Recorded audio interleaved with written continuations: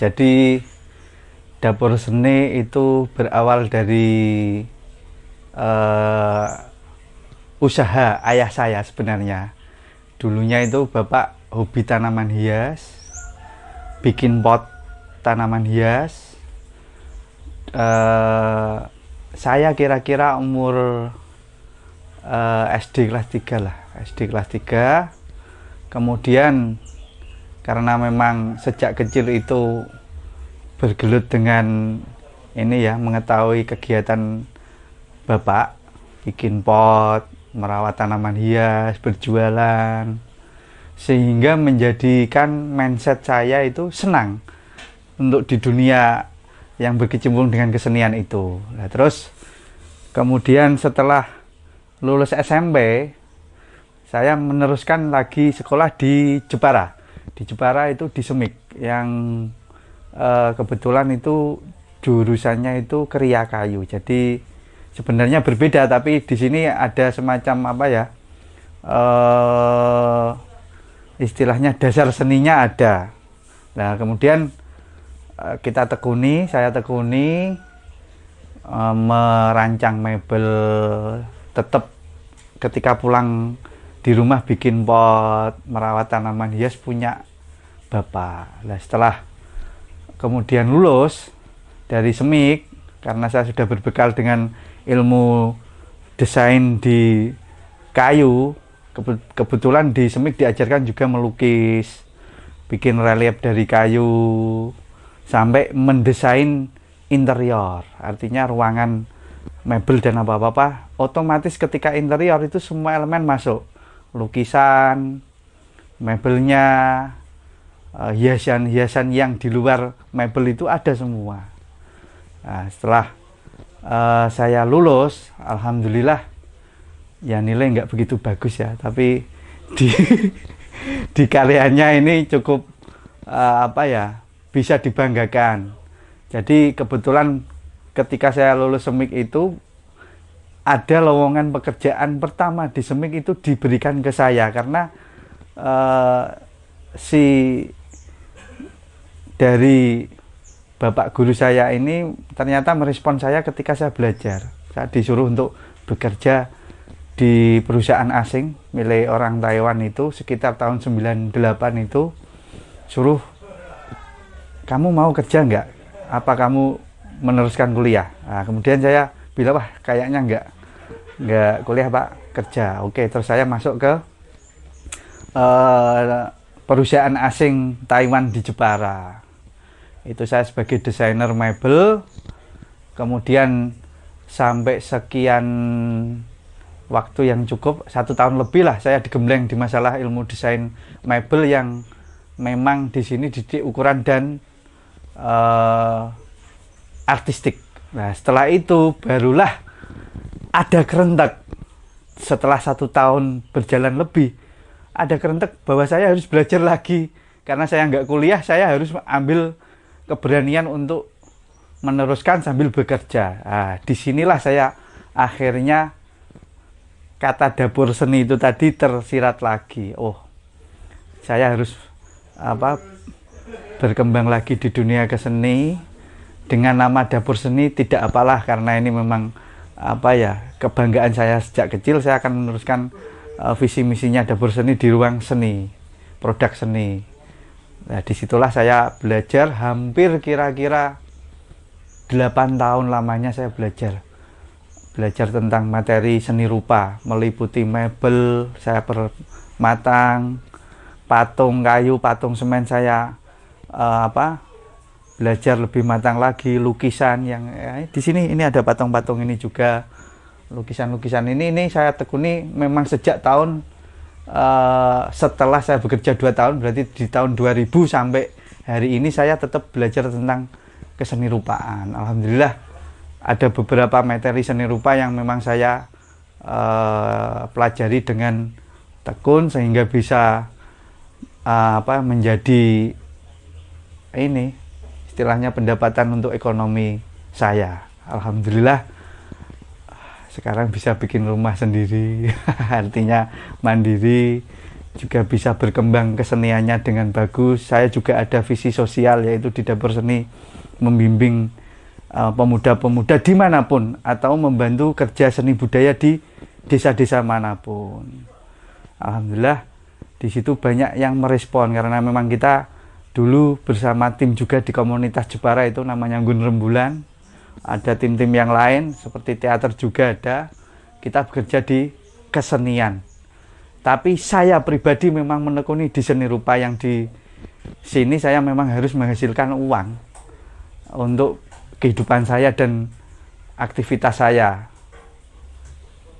Uang bisa untuk mendamping kebutuhan sosial dan pribadi. Alhamdulillah. Jadi ini kira-kira produk saya. Ada seni lukis, ada patung. Nanti akan saya beritahu beberapa komponen desain mebel, desain taman, juga produk tamannya, patung-patung dari semen. Terus ada beberapa produk kreativitas, ada panahan, termasuk seni ukir. Kebetulan ini ada membimbing kawan-kawan yang saya tempati di Desa Gedang Lo ini, 4 squad. Ini tim pemuda khusus RT 4. Nah, ini jos ini. Ini artinya apa? Saya senang karena apa? Sembari saya di kampung, saya bisa mengembangkan keseni rupaan saya, ilmu saya juga saya bagikan. Alhamdulillah, memang pemuda di sini cukup berminat dan dia memang sangat butuh diarahkan. Kemudian saya arahkan dengan ayo kita maksimalkan waktu kita, karena sangat sedikit waktu yang kita butuhkan. Ya, inilah kerja-kerja kita. Jadi nantinya dapur seni ini akan tetap eksis di bidang seni rupa, interior, eksterior, dan arsitektur. Dan planning kita juga di sini akan bantu desa itu untuk membuat desa wisata di Desa Gedang Lo yang istilahnya bermaskot nanti dalam seni budaya seperti itu. Beberapa karya nanti bisa kita lihat, seperti karya-karya seperti ini. Nah, ini nih tekniknya pakai brush stroke, ada ketebalan, ekspresionis seperti ini. Ini cukup, ya, kesederhanaan ini cukup lama saya pelajari karena memang membutuhkan materi, bahan yang memang harus berkompeten, yang berkualitas. Jadi belajar seni itu luar biasa. Waktu materialnya sangat luar biasa. Seperti ini. Terus banyak lagi patung-patung. Ini patung limbah, karena saya juga bergerak di seni membahas tentang ekologi, tidak hanya budaya saja tapi ekologi. Jadi limbah-limbah alam, limbah-limbah perabot. Ya, ini seperti ini alam juga perabot, kita olah sehingga menjadi sebuah karya yang bisa dinikmati secara, ya, estetikanya sesuai dengan selera orang nanti. Suka duka citanya di profesi seni itu sangat bervariasi, Mas. Jadi ketika kita itu berkarya dengan curahan yang sudah kita benar-benar berikan, dengan kerja yang sudah sungguh-sungguh, kadang ini konsumen dengan kita kerja cepat, justru malah kita itu kadang di istilahnya digampangke. Artinya pekerjaan secepat itu kok mintanya seperti ini, bukan dinilai dengan bagaimana kita skill ini perlu berlatih, perlu belajar dengan waktu dan materi yang sangat luar biasa. Itu kadang konsumen tidak mengerti itu. Termasuk di Jepara ini, karya-karya seni di Jepara ini meskipun ada yang memang nilainya cukup dihargai, tapi rata-rata nilainya itu masih dibilang kurang standar itu juga bisa. Karena apa? Karena kebanyakan pelaku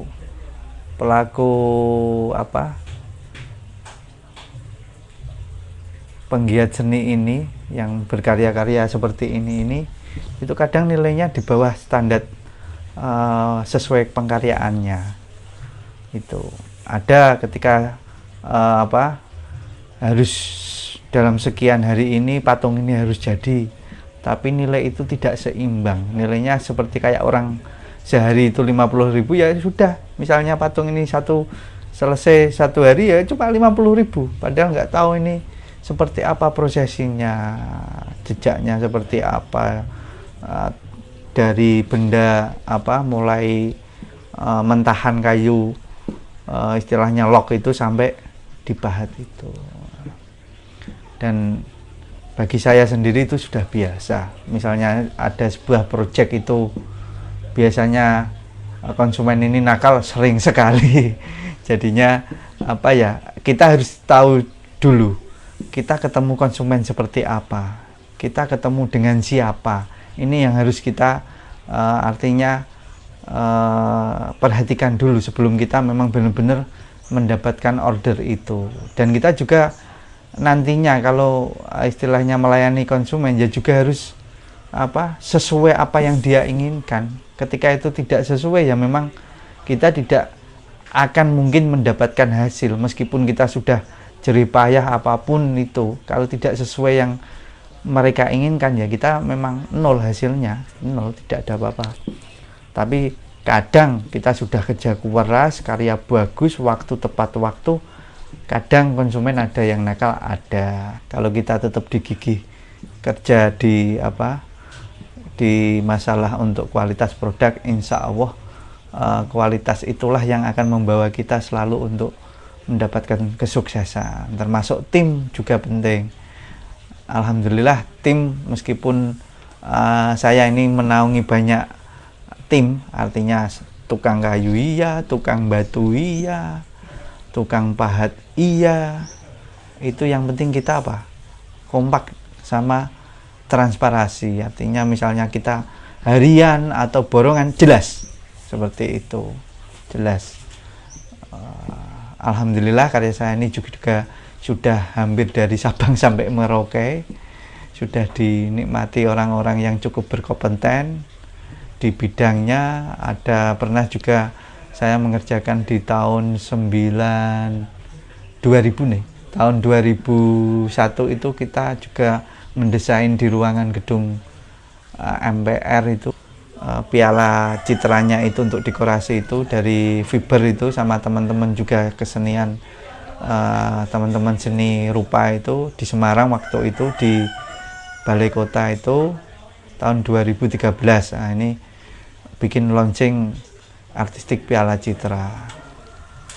Kemudian karya-karya saya juga sudah dinikmati di luar negeri sebagai desainer furniture, juga sebagai langsung istilahnya kreator juga sudah. Kalau yang untuk desain hampir dari tahun 98 sampai tahun aktif itu 2013, karena ini kebetulan saya pindah tempat dari kota dulu di pusat magnetiknya furniture, sekarang agak menepi sekali di selatan itu perbatasan Jepara dengan Demak. Ini memang untuk masalah desain saya cukup istilahnya ya agak stagnan lah. Tapi alhamdulillah banyak, selain kita mendesain itu ada kerjaan-kerjaan lain seperti bikin patung-patung monumen. Nah, patung-patung monumen ini alhamdulillah yang menyibukkan saya di tahun-tahun terakhir ini, bikin di tempat wisata, bikin di rumah-rumah pribadi, patung-patung dari semen itu. Kebetulan dulu sempat juga bikin interior artistik itu, si konsumen minta cepat-cepat karena mau ada kedatangan artis itu. Kita bikin cepat, 1 minggu kita harus bikin menyelesaikan finishing mebel, menata ruangannya, menata patungnya. Alhamdulillah dalam persiapan 2 minggu sampai hampir 1 bulan kita kejar itu, kita alhamdulillah bisa memenuhi target itu. Dapur seni ini memang agak meluas, ada karya seni rupa meliputi furniture, seni rupa terapan, seni rupa murni istilahnya, itu seperti patung, lukisan, itu juga kita bikin. Arsitektur kita juga istilahnya sebagai konsultan juga. Alhamdulillah di Jakarta itu di beberapa titik, seperti di Citra Grand, di Pondok Indah, di daerah Pluit dulu pernah saya juga sebagai desainer juga dulu, di Depo Supermall dulu sempat juga kita juga sebagai istilahnya bagian pimpinan produksinya itu, untuk mengatur sistemnya juga sempat itu di tahun 2005 itu. Tapi memang saya sendiri memilih untuk freelance, karena freelance ini yang akan bisa membuahkan hal-hal yang lebih berkreasi, hal-hal yang berkualitas, karena kita tidak terpatok pada waktu atau apapun dalam ruang free kita itu. Kecuali kita dapat order, ya kita sesuaikan dengan waktunya. Waktu itu kita misalnya harus selesai 2 minggu 2 minggu, 3 hari 3 hari, seperti itu. Setengah jam itu kalau kita desain, bikin rancangan desain itu. Kadang kalau kita dapat tamu dari luar negeri itu, ada istilahnya pengrajin yang butuh tenaga kita layani. Kita ketemu dengan buyer itu, mereka hanya space-nya, waktunya paling 15 menit, setengah jam, 1 jam untuk mendapatkan sebuah produk yang mau diproduksi di Jepara ini dengan benar-benar sesuai dengan apa yang dibutuhkan mereka ini. Nantinya akan dijual di negara-negara yang mereka tempati, misalnya di Amerika, di Australia. Itu biasanya waktunya sangat sedikit. Mereka datang itu paling 1 hari 2 hari itu. Bagi yang istilahnya bos-bos yang waktunya sangat minim, lah itulah nanti kita akan bekerja keras untuk menghasilkan karya desain.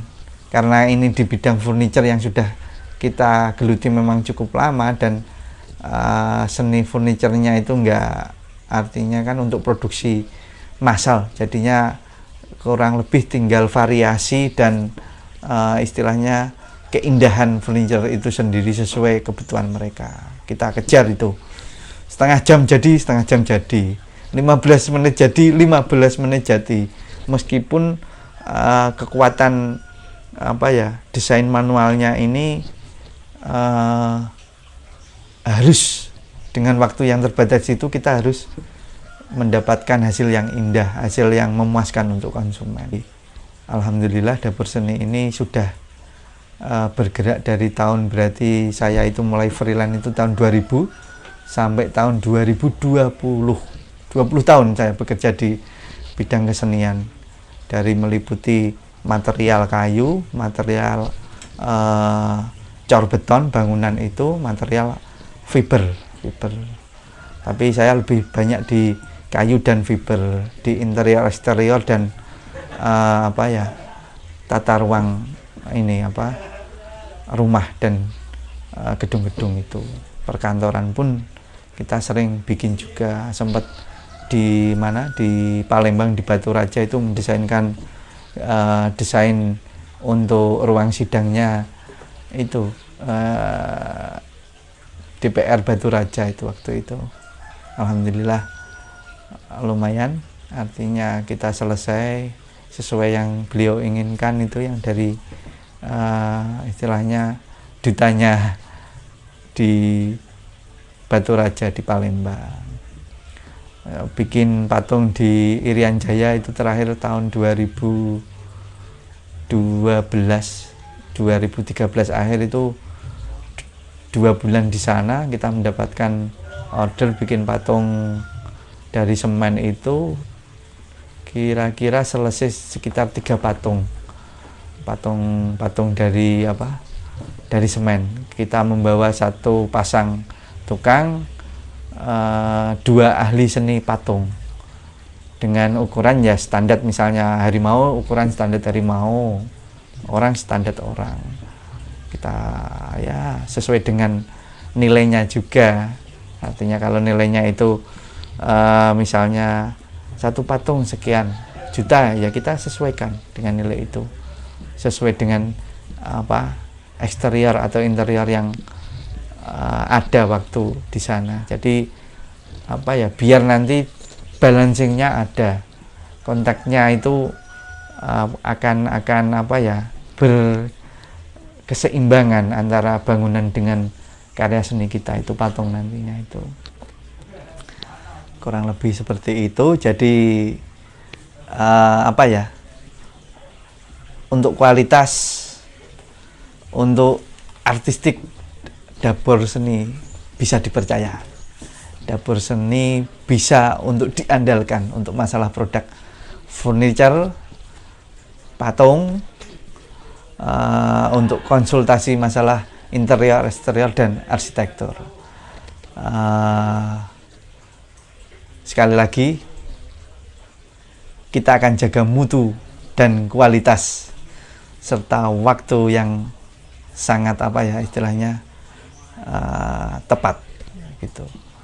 Nah, untuk motivasi masalah kalau kita mau berwirausaha, bagi personal yang ingin berwirausaha, 1 harus kita pelajari betul apa yang mau kita kerjakan. Misalnya kita mau berwirausaha furniture, ya kita memang harus belajar furniture benar-benar dari detailnya, misalnya kayunya seperti apa, bahannya seperti apa, pasarnya mau kemana, kualitasnya yang seperti apa, ini harus kita pelajari supaya kita nanti ketika melakukan kegiatan usaha itu tidak jauh apa yang kita cita-citakan.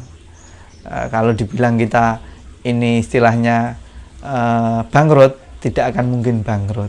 Pasti kita sukses kalau kita sudah tahu materi-materi yang harus kita siapkan untuk tadi usaha apa yang kita geluti itu.